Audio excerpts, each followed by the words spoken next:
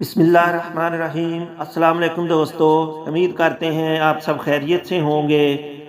زندگی کے کٹھن حالات میں اگر 3 کلمات آپ کو نہ بھولیں تو تمہارا رب تمہیں کبھی نہیں بھولے گا۔ حسبی اللہ و نعم الوکیل، یا حی و یا قیوم، استغفر اللہ۔ چھوٹا سا کلمہ ہے استغفر اللہ، جو یہ کہہ دیتا ہے اللہ سختیوں سے نکلنے کا راستہ بنا دیتے ہیں، ہر مشکل کو آسانی میں بدل دیتے ہیں، اور وہاں سے اللہ عطا کرتے ہیں جہاں انسان نے کبھی سوچا نہیں ہوتا۔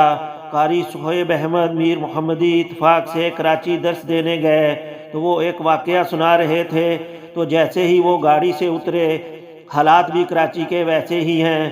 اللہ تعالیٰ رحمت فرمائے، مہربانی فرمائے۔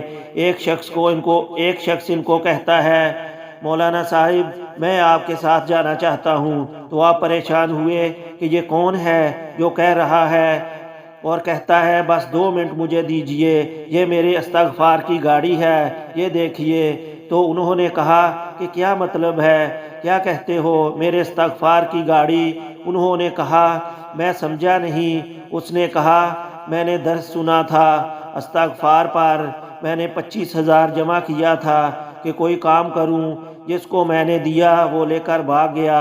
میں نے وضو کیا اور مسجد میں بیٹھ گیا، میں نے استغفار شروع کر دیا، میں نے 1000 مرتبہ استغفار کیا۔ اچانک سے ایک شخص آیا، کہتا ہے تم کہاں تھے؟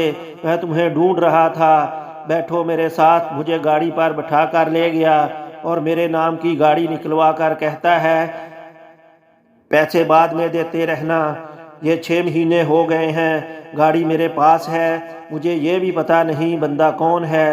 تو یہ میرے اللہ نے میرے استغفار کی مجھے گاڑی دی، میں نے بہت کوشش کی ہے، مجھے پتہ ہی نہیں چلا کہ وہ شخص کون تھا، لیکن کچھ پتہ نہیں، اللہ وہاں سے عطا کرتے ہیں جہاں سے اس نے کبھی سوچا بھی نہیں ہوتا۔